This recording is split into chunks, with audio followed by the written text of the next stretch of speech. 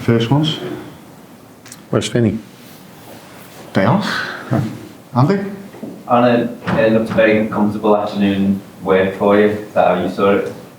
Yeah, that's mostly because we scored an early goal.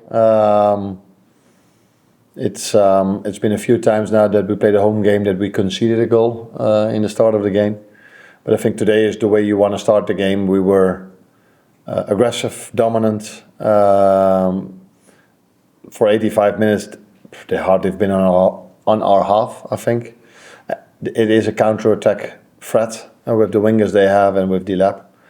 But we managed to control that so well because of the amount of work we've put in. Yeah, then in the end, of course, we're all a bit disappointed with conceding a corner, the first one this season. But for 85 minutes, it was almost a perfect performance against a team that goes to such a low block. That's not always easy then, but the way we did it for 85 minutes was really good. And was there more difficult for a goal, more impacts, lost it, seems from the last 25 yards, about 37 minutes. Yeah. And the manager was just throwing much of it. Yeah, it's also nice that you come up with it, because mostly it's about Mo, it's about his contract, or it's about his goals, and now it's about his defensive work rate. So no, I think that stood out because it was a moment which we could all see. But I think if you look at almost all the times we've lost the ball, I saw a reaction of many players like that. And that is what I mean with playing against a team with fast wingers, with a good number 9 that goes to such a low block. It's so difficult to control the counter-attack, and the only way to do so is what Mo did in this moment, and all the other players did in different moments. And yeah, that's why I was pleased with our performance today.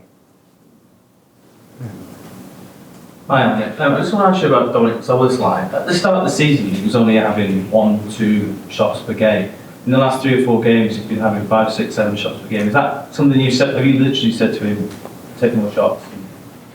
I think that's the development the team is in, because when we played Brentford, we had 37 shots, a record in the Premier League for an away team. So and then because he's involved in that team, he will probably take a few shots then as well. So it is us, the players behind the ball, bringing our attacking players even more in promising positions than we did in the beginning of the season. Then if you zoom in on Dom, I think in the beginning of the season he would have played that ball to Mo, which was for most of the time a very good choice, because Mo can definitely score a goal as well.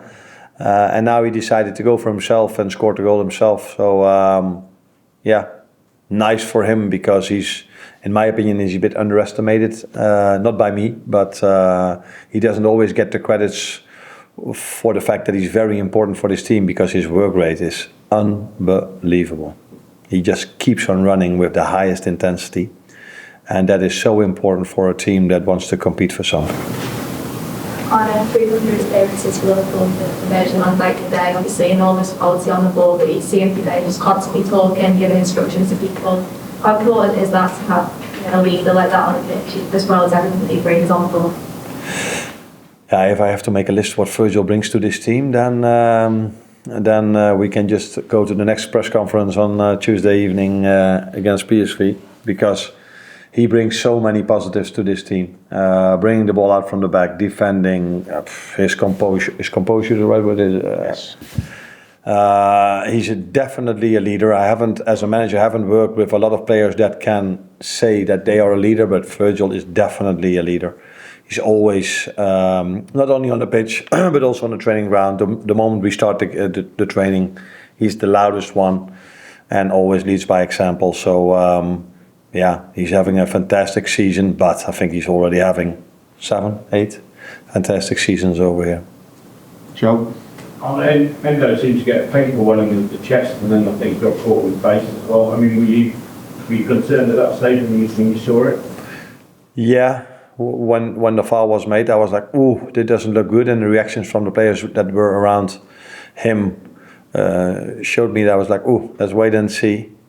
But after the game, you know, what is immediately during the game already, he shakes his head 1 or 2 times and just goes again. His mentality is unbelievable.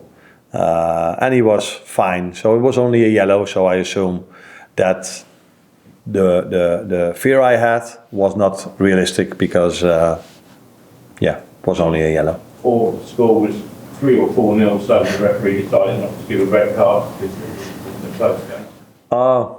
I don't know.